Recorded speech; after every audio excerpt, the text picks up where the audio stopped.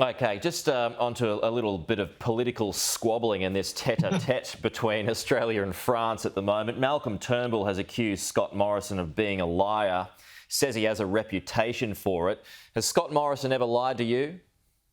No, and I don't believe he has a reputation for it. And I can only speak from my own personal experience with him, which is that we have a respectful, we have a trusting relationship. We certainly have a constructive and a productive one as the leader and the deputy leader of the Liberal Party, and as Treasurer in the government. I work very closely on a daily basis with the Prime Minister, and he, in making this subs announcement through the National Security Committee, was acting in Australia's national interest. Now, I fully understand the disappointment on the French side, but at the same time, Australia's partnership with two leading allies and friends and military powers, the United Kingdom and the United States, will help enhance Australia's national security in what is a pretty challenging strategic environment for us. So it was a long-term call, maybe with some put a few noses out of joint in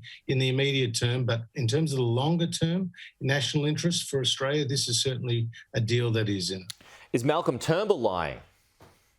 Well, as I said, I can speak from my personal relationship. I work with Malcolm Turnbull closely and effectively when he was the Prime Minister, as I did with Tony Abbott and as I do now with Scott Morrison. But what I can tell you is that the Prime Minister and I have a very respectful, good working relationship, and obviously I reject the accusations that have been levelled at him, including by the French President. Do you wish that Malcolm Turnbull would stop throwing barbs at your government?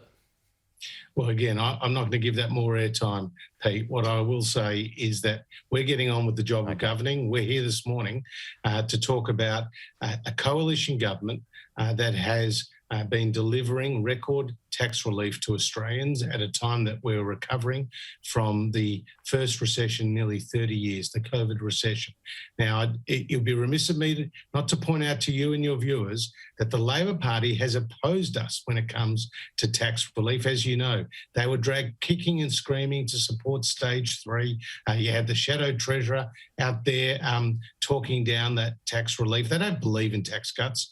They obviously believe in tax increases. That's why the last election was a very clear contrast between Labor's $387 billion of higher taxes and our tax relief, which we're now delivering. And we read just only weeks ago that the Labor Party is planning another hit on family businesses with a $27 billion tax increase that will hit 300,000 family businesses. I mean, that's what their modus operandi is. That's their track record, and that's what they have planned for the Australian people after the next election, if they were to be given the nod. Just another political squabble out of Victoria.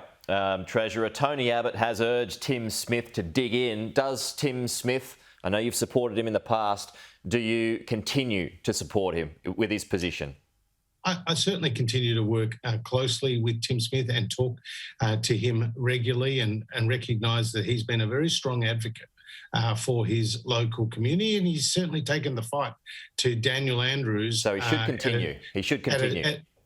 At a time when there has been a need for that accountability and scrutiny on the Labor side. I'll repeat what I said yesterday and the day before that with respect to this accident. Clearly, drink driving is unacceptable. It's dangerous.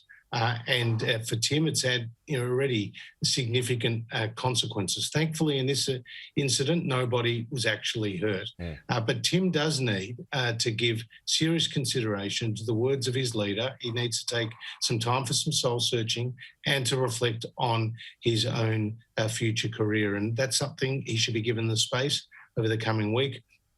Also leading up to the time pre-selections are due in to reflect on that. Okay, so I'm getting a sense here that he probably shouldn't continue in politics. Well, again, you will draw your own conclusions, others will. I can just tell you that he should be given the time to make this decision himself as to his own future career. Okay, Treasurer Josh Frydenberg, as always, good to chat. Talk to you soon.